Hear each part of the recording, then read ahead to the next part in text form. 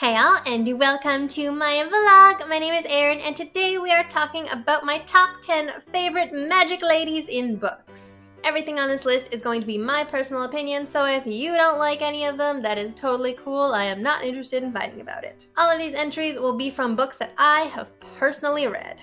Number 1. Yelena from Poison Study by Maria V. Snyder. Yelena comes into the story living in the military dictatorship of Ixia, where magic is illegal. She ends up becoming the poison taster for the commander of Ixia after she is basically going to be executed for murder, and it's kind of given the choice to be like, hey, you could possibly maybe die any day, or you can definitely die on this day, and so she opts to become the poison taster and train under Valak, who is the head of security.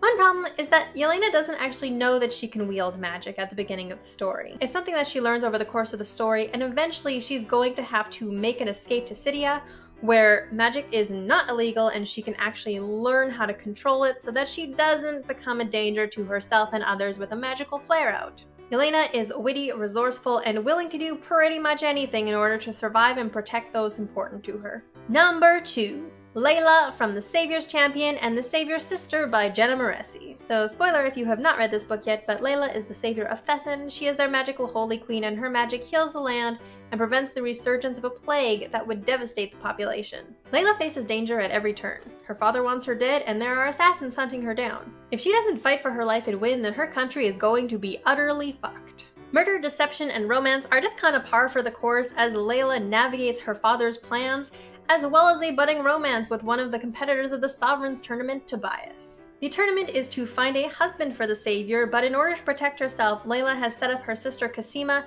under the guise of the savior, and so Tobias doesn't actually know that he's fallen in love with the right woman. Number 3. Danika Sharday from Hawksong by Amelia Atwater-Rhodes. Danika is the heir to the Avian Kingdom.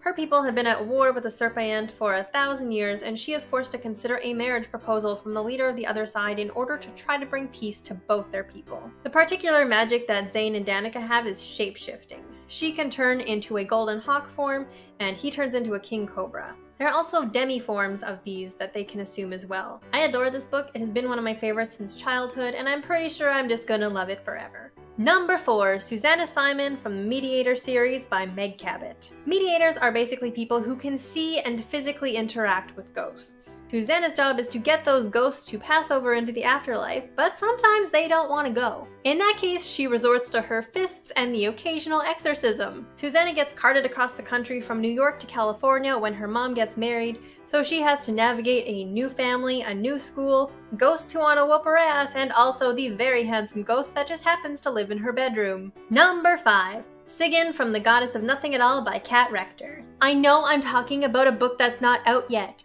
but you just need to roll with me on this. Sigyn uses a form of magic called Satyr. Her staples are healing and defensive magic, but she's willing to pursue just about any path if it means getting her title, which leads her straight to Loki, where he teaches her combat magic and worms his little rat bastard self right into her heart. Sigyn is an immensely accomplished woman, and she wields her power with a ferocity that would scare the shit out of even the most hardened warrior. Number 6. Nyx from the Immortals After Dark series by Cressley Cole. Nyx, or as she is known by most as Knucking Futz Nyx, is a seer. She's a good dose of comedy in the series, but she's also a shit disturber because she keeps a lot of secrets to herself. She's one of the oldest characters in the series at several thousand years old. She's also not quite there all the time, stuck somewhere between the past, present, and future as she works through her visions. I never actually finished the entirety of this series, but I always really enjoyed when Nyx popped up. The series itself has a lot of my least favorite tropes in paranormal romance, but I really enjoy Nyx even if the rest of the series does not check my boxes. Number 7. Alice from A Blade So Black by L.L. McKinney.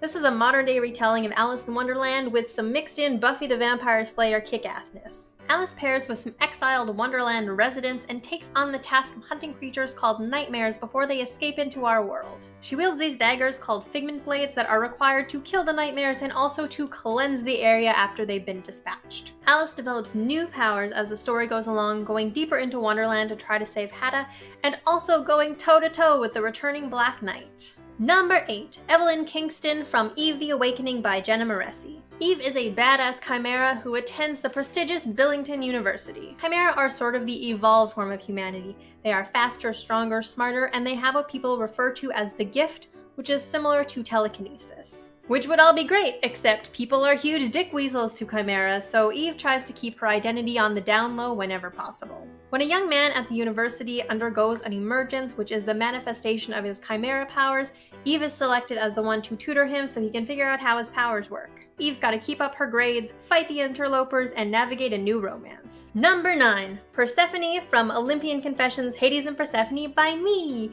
I know, but I'm doing a list of my favorite magic users, and what kind of writer would I be if some of my characters weren't one of my favorites? Obviously I adore them, or I wouldn't have written books about them. Persephone kicks off the story as a goddess without a title or a purpose. She can make pretty much anything grow, and she also has healing power, which is pretty rare in the gods in my version. The gods themselves in my version are restricted to certain varieties of magic, so they are not all powerful and have to work within their limitations. Persephone drives past her mother's disapproval and becomes friends with Hades, and eventually falls in love with him, becoming both the goddess of spring and the queen of the underworld. She seizes opportunities and is willing to sacrifice just about anything to discover her true purpose. Number 10. Hera from Olympian Confessions, Hera by me. I know, another one, just roll with me on this. Hera is amazing and I love her. She is so maligned in the original mythology, so I decided to flip the script and center her as the protagonist of her own story. Hera has a lot of power at her disposal, but she's pretty limited in the application of it. She works so hard to try to save mortals from the malicious intervention of other gods, but there's only so much Olympian magic a human body can take before it basically incinerates. Hera basically has to navigate a minefield trying to secure her own safety, that of her children, and the rest of humanity. Please let me know who your favorite magic users in books are. Leave your book recs in the comments below. I am especially looking for more non-binary or gender non-conforming characters because I am very low on that. Thank you so much for watching. If you liked this video, give it a thumbs up and don't forget to subscribe. If you'd like to be notified as soon as I upload, then ring that bell. All my social media links will be in the description below. Both of my books, Olympian Confessions, Hades and Persephone, and Olympian Confessions, Hera, are available in ebook and paperback. If you would like your manuscript critiqued by me, you can check out my critique service. And if you enjoyed my content, consider being part of my Patreon family. And I will see you all later with another video. Bye!